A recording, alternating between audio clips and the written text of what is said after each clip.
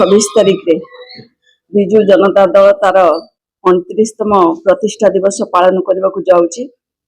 दीर्घ 28 वर्ष धरी विजु बाबू को आदर्श रे तैयारी होइतिबा ये दल नवीन पट्टनायक नेतृत्व रे सब बेले लोकंक डेवलपमेंट नहीं काम करिछि।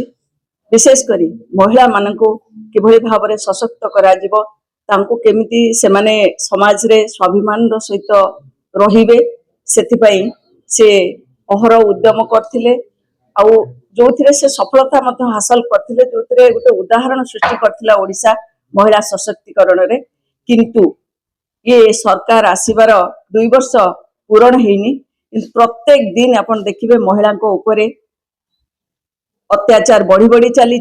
आदि विशेष कर मु भुवनेश्वर कथा कहबी ये हूँ राजधानी राज्यर किंतु एठी गोटे छोट छुआ ठारू आरंभ कर गोटे छोट झील ठारू आरंभ कर जड़े वयस्का महिला मध्य सुरक्षित नहांती। आपण एठू अनुमान करथिबे जे ओडिशार महिला माने आज को भली परिस्थिति रे अछंती ए कथा को गोटे निश्चित भाव रे आज गोटे महिला माने जदि जेतबे तांकर निजर झियो रहउचंती छोट झियो से कोठी के छाड़ी की चाकरी करबा पई बा निज गोटे छिड़ा हबा पई मध्य साहस करबा को से तांकर दंभ जुटै पारनांती। पिला को स्कूल छाड़ला बेले को मध्य से माने चिंता रे रहउचंती।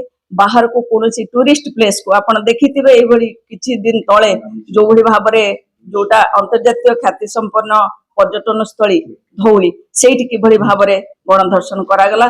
तेणु ये सब को देखिले आजिका डेट रे गोटे झियो घरू बाहरिबा मुश्किल हे पड़लानी केही मध्य सुरक्षित नहांती। किभली भाव रे मर्डर बढ़ी चलची ड्रग्स र किभली भाव रे प्रादुर्भाव बढ़ीची सहर रो जो भली भाव रे गोटे डिसिप्लिन सहर भाव रे भुवनेश्वर को जणा जाउतिला ओडिसा को गोटे शांतिप्रिय राज्य भाव रे जणा जाउतिला।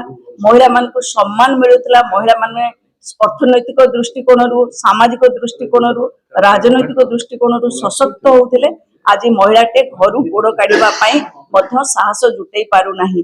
ये सब कथा को आमे निश्चित भाव में आमर प्रिय नेता श्री नवीन बाबू को नेतृत्व रे आकु आगो को नेबु लोक मान पाखरे पहुंचेबु घरे घरे पहुंचेबु गोटे दायित्व संपन्न विरोधी दल भाव में आम दायित्व संपन्न करू।